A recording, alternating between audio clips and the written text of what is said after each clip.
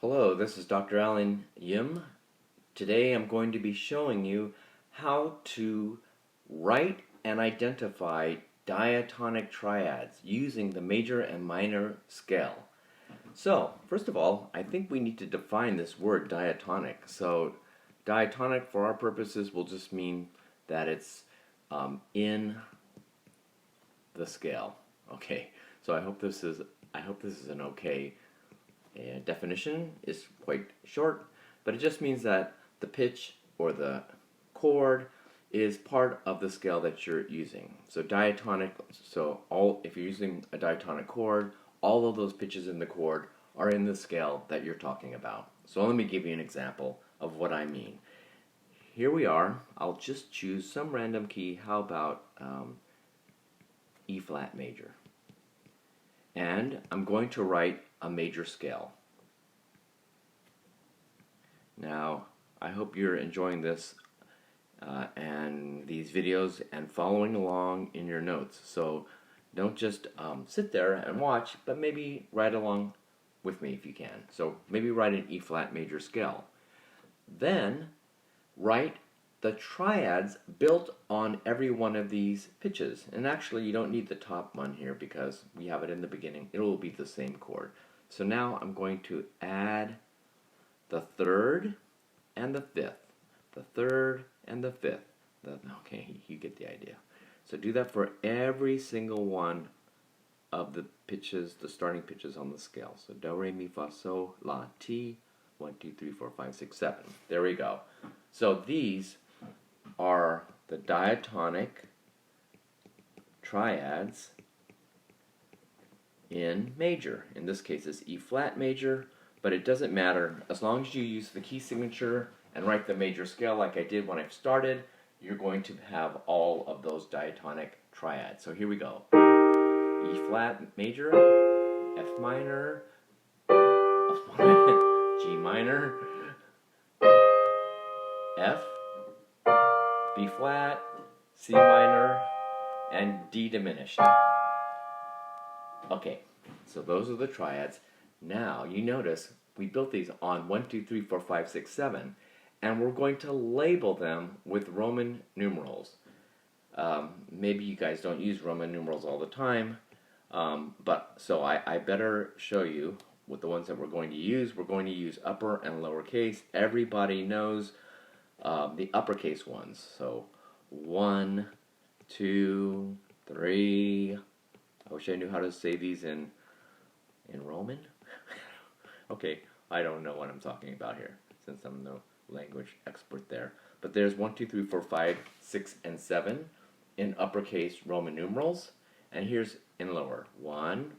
Okay, I need to find a spot here that I can write on. I'll put it up here.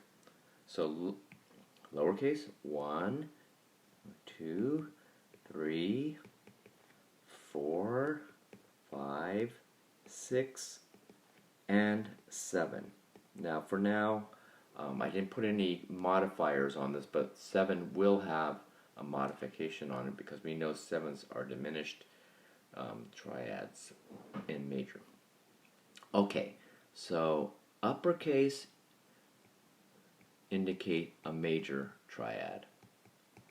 Lowercase, like this, is minor. And I'll show you what we do for diminished. Okay, so lowercase, minor, uppercase, major. Just a quick hint, sometimes when you see a printed 5, it's going to look like this. Alright. I really think this causes a huge problem for most students. So, because what ends up happening is you think, oh, that's what 5 looks like, and you end up writing this. Well, that's equal to a minor triad, of course, because that's lowercase.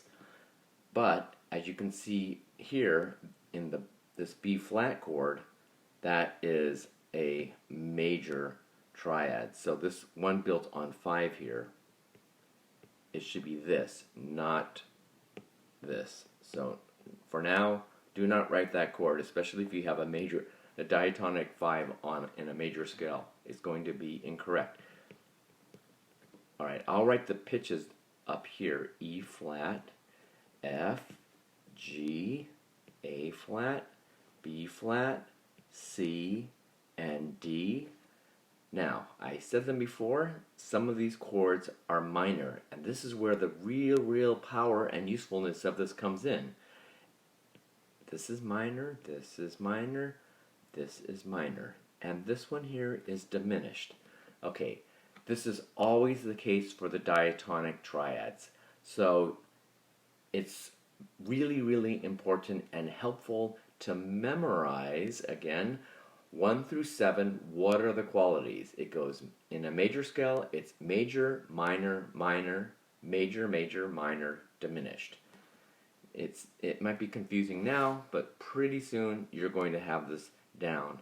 So it's 1, 2, notice lowercase because it's a minor chord, 3, right?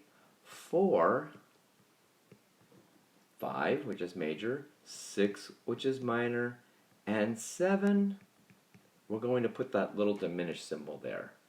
Okay, so there are all of the chord symbols and Roman numerals for these root position triads. And let me play them again. E flat major, F minor,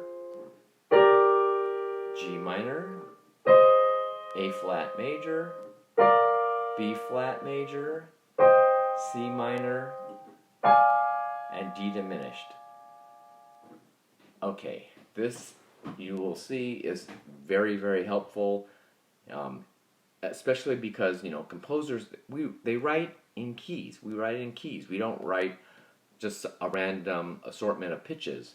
So most of the chords that you will see will be, or I should say the large majority of chords will be diatonic chords. And when you see a chord and you recognize, hey, the root of this chord is whatever, you will know what that chord is because you understand the diatonic chords. So for example, if I'm writing in the key of E flat and I recognize that the root of the chord is, let's say, A flat, and it's a triad, automatically I know that that chord is going to be an A flat major chord that's built on the 4th degree of the scale, right? So later you'll see this is very useful. So I guess I would say memorize. Now let's take a look at what happens in minor. It's a little bit different because remember, 6 and 7 can go up and down. 3 has to be lowered when we compare it to the major scale. But we're not going to use the major key signature. We're going to use the relative minor. So I'm going to use this scale just for fun. The relative minor of E flat is down 3 half steps. So we go E flat, D, D flat, C. And you could also use your circle fifths, but it's going to be C minor. Now I'm going to erase all of these chords. You have them saved on your paper in your notes, I hope. And I'm going to start this time on C, law of the E flat major scale. So this time maybe I'll put it, well, I'll keep it in blue. We're going to start on C. So it's do, re, mi, fa, so, la, te, do. Now, for chords, for the diatonic chords, we have some options. So, okay, so diatonic minor. Remember, 6 and 7, La and Ti, are variable. 3, of course, must remain lowered when we compare it to major. Okay, but these two pitches, these here, it could either be A flat and B flat, or they could be A natural and B natural in melodic minor, or it could be A flat and B natural in the harmonic. How do you know? Is 6 supposed to be natural, or, what do we use? All right, well, I am going to start by showing you the ones that we use when we use chords, the most typical one. Okay, so first of all, write your triads above like this. Okay, just like we did before. we're going to make triads above notes in the minor scale. Okay, so here is the natural minor. And here are these chords.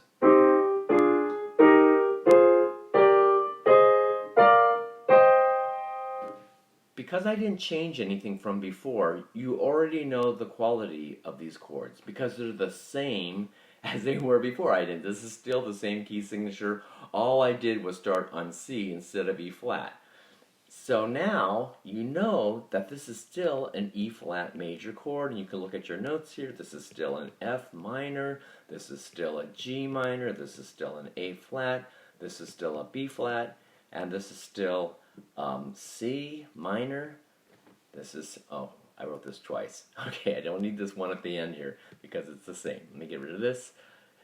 All right, this, and then the D, of course, is still D diminished. All right. Those are just the same chords that we had that we used from the E flat major scale. Okay, but in minor we do alter some pitches.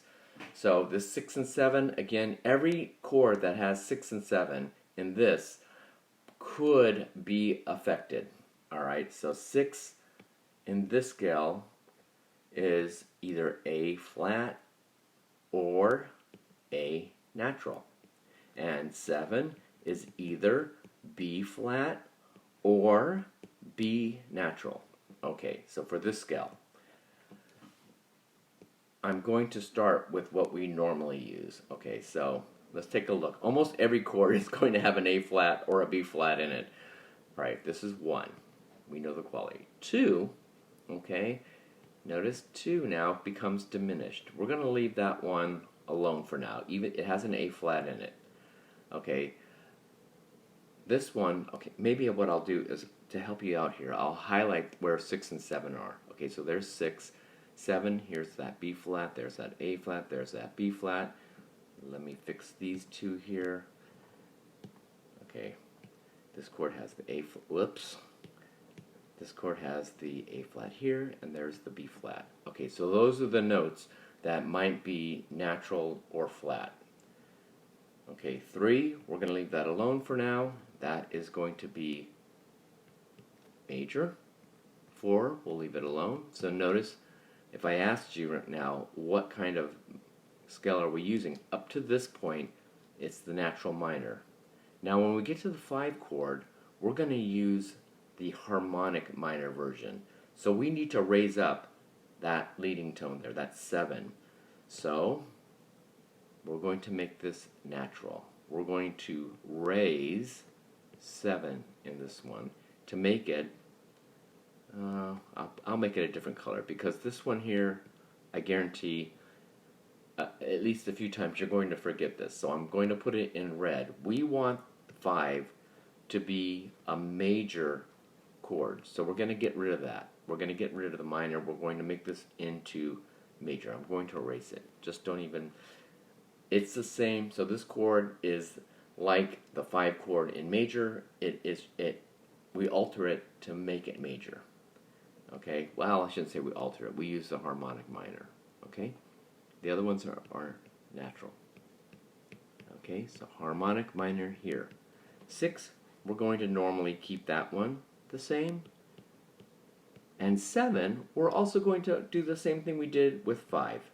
So we are going to raise up the leading tone. Put it here. Remember that little hat means that it's the 7th degree of the scale. The little up arrow means that we're going to raise that a half step. So up arrow 7 with a little hat means raise up the 7th degree of the scale and by a half step. And in this case, the 7th degree of the scale is B flat. We're going to raise it up by making it a natural. Okay, that changes that chord. Originally it was originally a major chord, as you can see above that B flat there. Now it's going to become a diminished. By raising up the bottom of this, we're changing that B flat chord to diminished. So from this to this. Okay, these are the diatonic triads that we most often use in minor. Notice that we use the harmonic minor for the 5 chord and the 7 chord, but for the rest of the chords, that 2, 3, 4, and 6, where we could alter either 6 or 7, we leave those in the natural minor.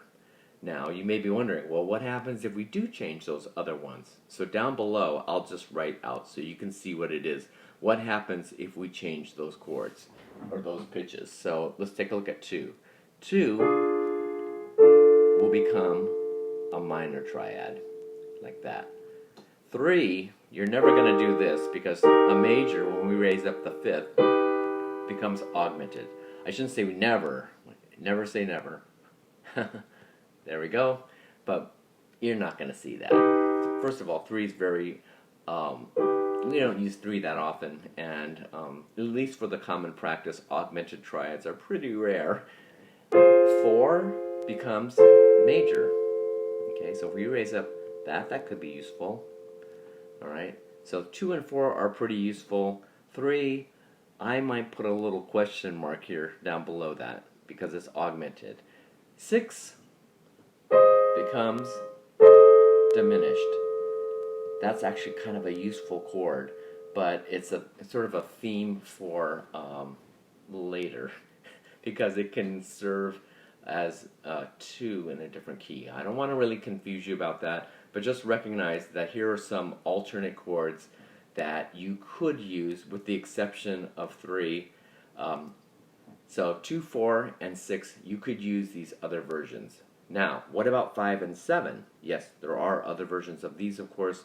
If you have it in natural minor, I'll put it in blue. So if you lower it, if you use natural, 5 will be minor, as I mentioned before, and 7 will be major.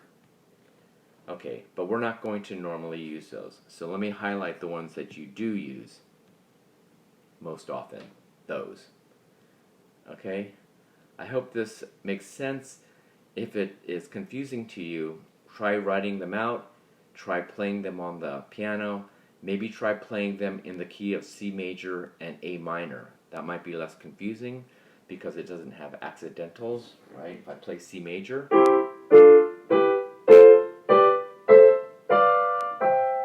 that's really easy, just stay on the white keys. And if I play A minor, 3, 4, and remember to change the leading tone. And remember to change the leading tone. Wait a second, I did it there. Let me do that again. Here's A minor. 1, 2, 3, 4, 5. I'm raising up the G sharp there, and F. No, there we go. 7. Raising up to G sharp, B, D. Okay.